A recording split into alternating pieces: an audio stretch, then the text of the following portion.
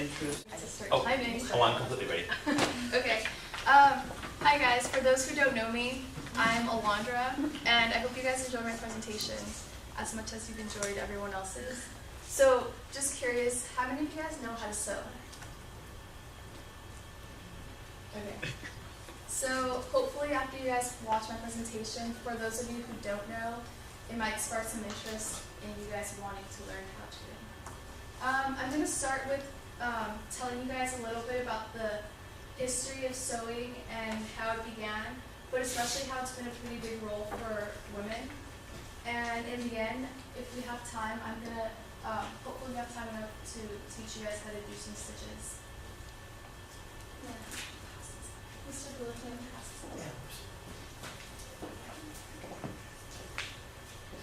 So starting with hand sewing, it's been around for over 20,000 years, and the first needles were made out of bones or animal horns, so they're a lot bigger than the ones that we're used to seeing now, which are these tiny skinny ones. And the first iron needles weren't around until the 14th century. The first threads were made from animal sinew. And if you guys don't know what that means, on the second page, I created a list of terms that you guys probably won't know of. So sinew is actually a piece of tough, fibrous tissue uniting muscle to bone, or bone to bone, and it's a tendon or ligament. The other type of sewing is sewing from a machine, and this machine made possible the mass manufacturing of clothes. It relieved a lot of women from one of the most demanding domestic chores, and something that took hours to do by hand could now easily be done by this machine in half the time without tiring the person out. Because if you think about it, trying to make one shirt by hand sewing can easily tire your wrist out. And the sewing machines come in many different forms, and a lot of them, depending on how modern they are, perform really cool tricks that I'll talk about later in my presentation.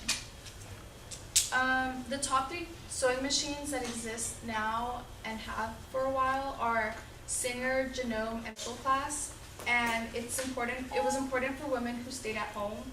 Just like now, sewing was used to create clothing or to repair ripped clothing items. And when women began to join the workforce, the majority of them worked in sewing factories. When women struggled a lot to begin working, and once that was achieved, they had to struggle again to try to gain rights in the workplace. Sewing factories employed women, young children, and the youngest I read about in my research was about 8 years old. They employed young teens and immigrants. These women and a couple men performed in poor working conditions. Accidents were very common. They were forced to work long hours with little to no pay, and they worked in cramped spaces. Factories with the worst facilities like these and much more are considered sweatshops.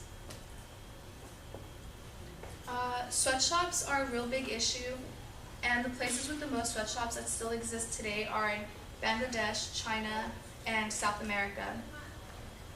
For seniors, as we recently learned in our Kiva presentations, the working conditions in Bangladesh are poor, and in 2010, women who sewed for a living stopped working and started protesting for minimum wage.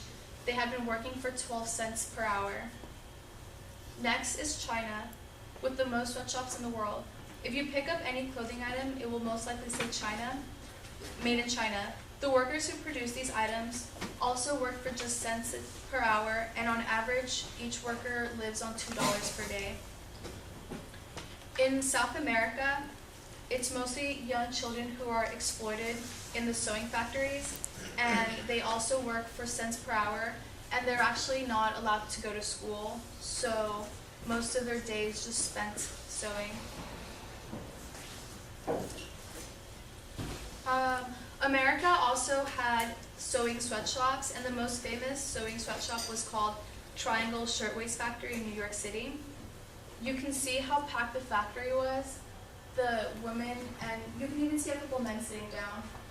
They were they sat in really cramped places where they couldn't even stretch or move much. And on March 25th, 1911, a fire broke out on the top 3 stories of a 10-story building. The fire escape doors were locked, so they were stuck inside. And by the time the flames were extinguished, about 146 employees out of the 500 had died, and many of them were immigrant girls around the age of 15. If they hadn't died from the fire, they died because they couldn't breathe or because they jumped out the windows. And on the picture on the right, you can see the policemen guarding some of the dead bodies.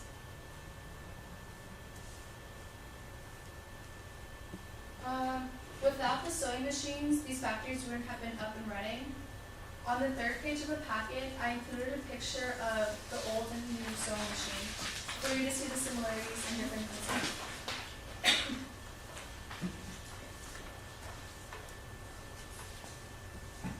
The only thing missing from the picture on both sides is the foot pump that allows them to run.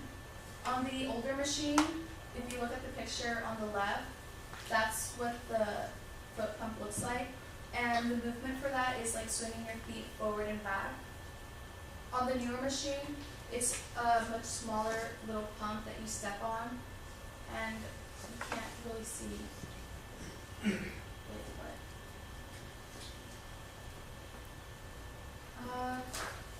the first sewing machine was patented in 1790 by Thomas Saint, an English cabinet maker. The device was not practical, so various inventors made attempts in the early 1800s to create a machine that would duplicate the motions of hand sewing. The older sewing machines are mechanically less complex, and they break down less often because they don't have computer circuits that can get fried. These machines are on the heavier side because they are usually made out of metal. They could only create simple stitches, so the older machines are a lot better for simple projects. The newer machines are made out of plastic, which makes them a lot lighter, and they range in sizes, so they're more portable than the older ones. And the coolest part to me about these machines are, if you look in the picture I included, it has a little knob, and that knob actually lets you choose from a variety of stitches that it can create, unlike the older one, which just did one type. The newer machines also allow you to choose the tension and position of the needle and the width of the stitches. And between the both of them, I don't think there's one that's better. It's just according to like what you like to do, like the projects that you're creating. So this brother machine shows more options than the picture in the packet, and the picture next to it is a close-up of all the different types of stitches, and there's 100 of them. And then the bottom picture is the machine that I was working with, and those little knobs, you just turn them to adjust the tension, the width, and the position of the needle.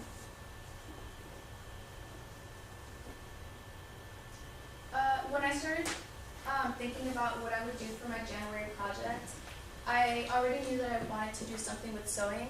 When I was little, I used to make a lot of clothes for my Barbies with like old curtains or like old t-shirts, and so I wanted to continue that old trend, and so I wanted to make a dress.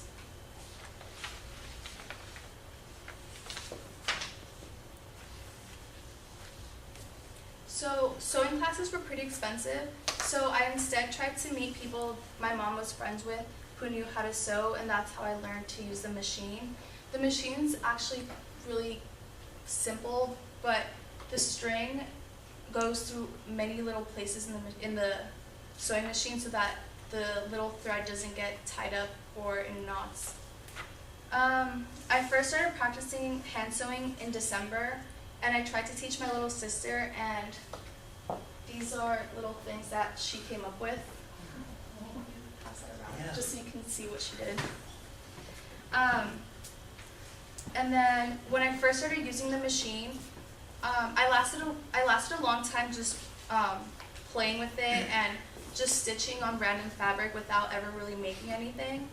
And then once I got more comfortable with it, I took it to the next step and I started hemming like pants that were just too long, because I have really short legs and all my pants are just awkwardly too long. And then I also just started to like hem old dresses that would fit me better. Like that one, I just hemmed the sides of it. And then once I did all that, I got really comfortable with it, and then I started to begin making my dress that I'm wearing right now. The first step to dressmaking is choosing the right fabric, and up there I have 3 different types.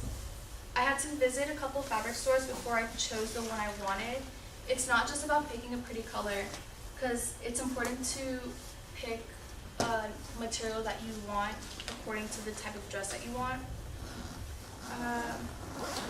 These 3 fabrics are the ones that are mostly used for dressmaking, and the first one is jersey. It's a knit fabric made out of wool, cotton, and synthetic fibers, and it's really stretchy. Second is lycra, a man-made elastic fiber, and it's also very stretchy. And then the third one is cotton, which is a soft, fluffy fiber that grows in a bowl. To make it into thread, the cotton ball is spun, and it's the oldest form of thread that can be dated back to 5000 BC. It's important to choose the right fabric and to know how to use it. In my case, I bought cotton and I thought it would be stretchy enough, but I was wrong. After cutting my pieces and sewing them together, I had to redo both parts again because they weren't stretchy enough and because my outlines weren't big enough. So before any cutting is done, to prevent messing up or wasting fabric, it's important to create a pattern like this one. And a pattern is just basically an outline. And also it's important to use sharp scissors, which is important. It's important because when you cut the fabric, if it's not sharp, it'll give you really messy edges, and then it'll just make sewing a lot tougher, and it makes everything just shorter because you have to fix the edges. Fabric is sold according to the type of material and per yard, so the fancier the material is, the more expensive. I think when I was shopping, the most expensive fabric I saw was velvet, and it was around $12.99 per yard. And then to make this dress, it takes about 4 to 5 yards, just to make sure that you have like enough to mess up at least once or twice. So then after buying if you buy like 4 or 5 yards of velvet, it's exactly the same price as buying one in stores. So it doesn't make it any cheaper. And it's also important to measure everything and then add a couple centimeters, which are the parts that get sewn together. So eyeballing is not the way to go, and I had to learn that the hard way. With the bottom half of my dress, I had to redo it so many times, and it's definitely hard. Sorry, I lost my page. Okay. So yeah, it's definitely frustrating having like a completed item and then having to redo it again just so that it fits. So then there's dressmaking. On the 3rd page, I have like the steps to how I made this dress, and I actually thought it's pretty simple. So the first thing you do is take a regular tank top and outline it with chalk on the piece of cloth. And then after you do that, you cut it out and sew the edges to make it look neat. You do that twice because you need the front and the back. And then once you have those 2 pieces, you sew these 2 straps up here and the sides. And then the second part to it is you get a bigger piece of cloth and you fold it in half. And then you take the top and you trace the waistline onto the piece again with more chalk. And then once you do that, you put the chalk in the middle, and then you make a huge half circle. And the bigger the half circle, the longer your skirt will be. So after you do that, you just cut it. And then finally, the 3rd step is to just sew the edges at the bottom so that it's not messy. And then you connect the 2 pieces together. And so the benefits of knowing how to sew is that it's a lifetime skill, and just like a bike, once you learn, you can't forget it. It saves you money from going into shops to get things hemmed or fixed, because usually if you go into a place, they charge you like $15 for like a really simple job. And needles and threads are really cheap, so if you have the time, you can even start creating your own clothing items, which would save you from having to shop from expensive brands. And then you can also take that further and start charging your friends who don't know how to sew, and you can like hem their stuff. And if you really wanted to, this could be a perfect side job in college. So that's how you can make a little bit of money. And then also, sewing just lets you exercise your creativity, and it's a perfect stress reliever because you're just focusing on like making a straight line. And then in case of emergencies, if you're ever out somewhere and you get a rip, you're not stuck because you would know how to sew. Like, it's important for like job interviews if you get a little rip on your dress or pants. And that's the final product, which is what I'm wearing now. So now I guess I'll just start passing these out. Can you move these while I pass this out? So you guys can actually keep these little threads and needles.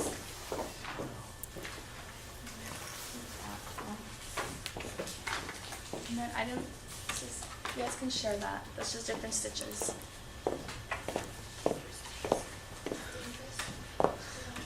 Wait, so is this jersey or is this cotton? Oh.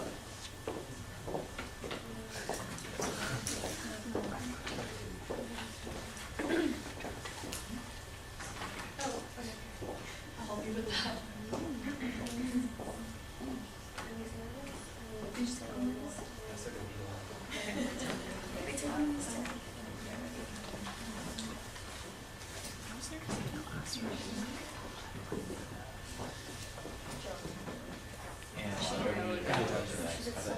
She did so good.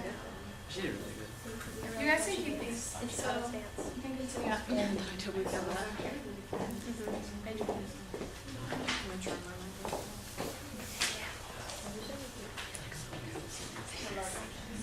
It's such a good color. It's important to measure things too, otherwise your dress will come out crooked. And I didn't do that, so my dress is a little crooked, but it's okay. What do you mean? Do you want one? no. Okay. You're talking about like up here? Yeah. Oh, the armhole. Because you said you use like an existing tank top? Yeah. Like traced. So something that I just traced that to then, so this is actually folded in half, and once you, yeah, so I have both sides, then you cut that, and you get two of these, and then you start, you take the little edges and you fold them in, and then you sew that with the machine, so that it looks smooth like this. Yeah. It's actually not that hard to make a dress. Will you be making your bundles? Maybe. You don't find anything you like.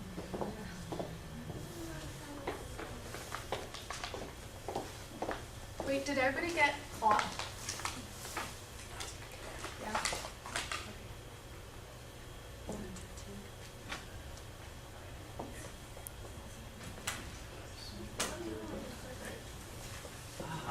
Turns out we actually might have a couple minutes as young Ryan's getting set up if you want to kill some time and take him through a couple. You're done. But do you guys want to try the stitches for a couple minutes? Ryan's having technical difficulties, so I'm going to help him get set up. Cool. Okay. And Alondra, thank you so much. That was wonderful. So guys, give it about 5 minutes and I'll let you know when you can go wait, in. you guys can have, here, have scissors. I didn't think about that, sorry.